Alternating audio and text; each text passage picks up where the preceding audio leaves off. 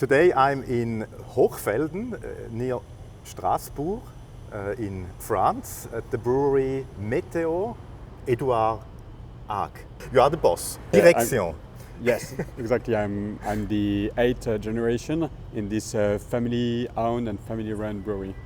It's a very old brewery. It's a very old brewery. The brewery dates back to 1640, which is the oldest brewery in France.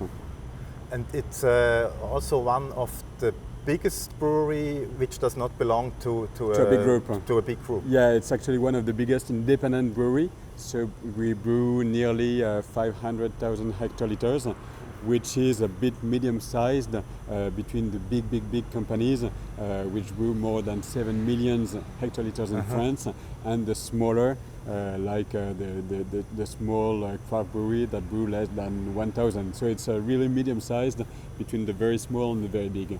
When I drove here with my car, it's just a small village, a very small village, yes. and quite big brewery. So I imagine 300 years ago, I think there was only the brewery and some houses, or yeah, well, probably actually yes. As we are a historic brewery and a very old brewery, we are still in the middle of the village, but this village is very old too. And actually, there are only 3,000 inhabitants in this very small village. And if you look at the brewery from the sky, you really see that most of the village is occupied by the brewery actually. And most of the people here work in the brewery. Yeah, most of them. Yeah. So great place, old houses. Yeah, so that's actually our family house. We are no longer living in these houses, but we are still living in. For my parents are still living in this very village, and personally speaking, I'm living 7 kilometers away. So as you see, we're very close to the brewery still. But you grew up here in the brewery, or? Not really in the brewery, because my parents' house is only like 200 meters away. But I spent lots of time in this brewery, playing, running when I was a child, and I remember very well. My grandmother actually lived in this house, which is just here. So I have a lot of memories in this house. Yeah. Good memories, and very good memories. And behind us is the brewing house. We will enter it soon. I had to put this sexy. Yeah, it's not the latest fashion, but we have to.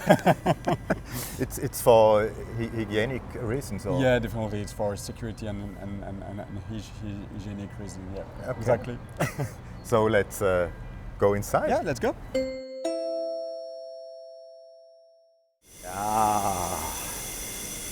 The traditional old style.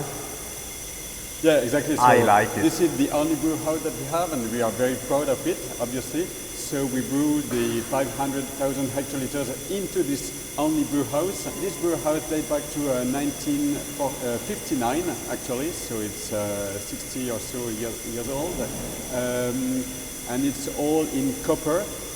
At least the outside is in copper, and inside it's a bit more modern, and it's stainless steel.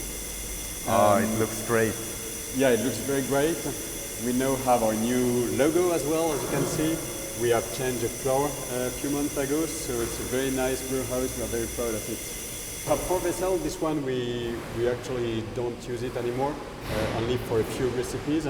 But the main one that we use is obviously the mash vessel. The malt is coming from the upper stair. The water is coming here. The water and the malt is mixed in here. I love this smell. If you like brewery, you must like this smell.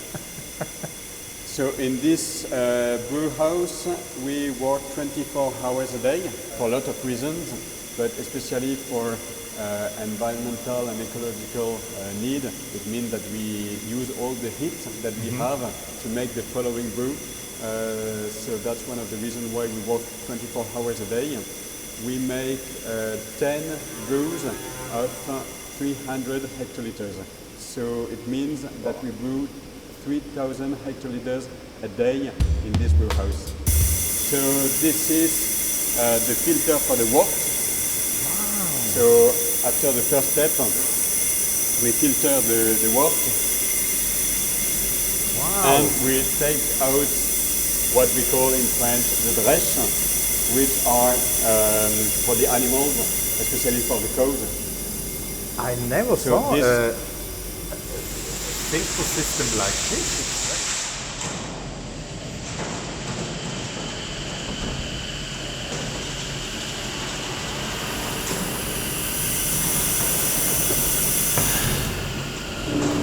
Fascinating. Yeah.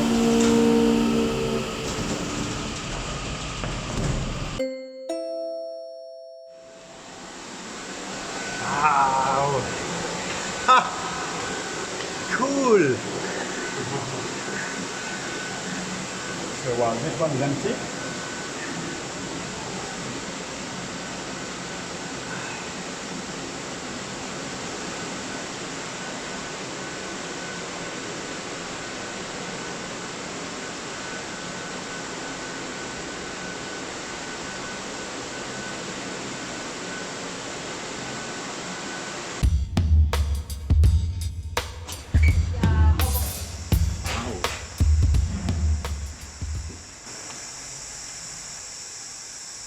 Wow.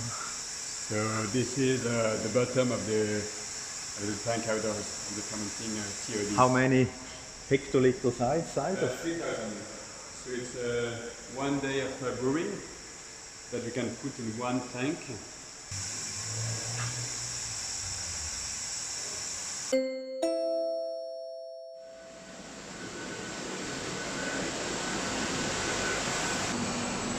The filter. So, A lot of that's- tubes and So that's filtration, and when the beer is filtrated, so it is totally finished, then we put it in a tank which is just behind the wall.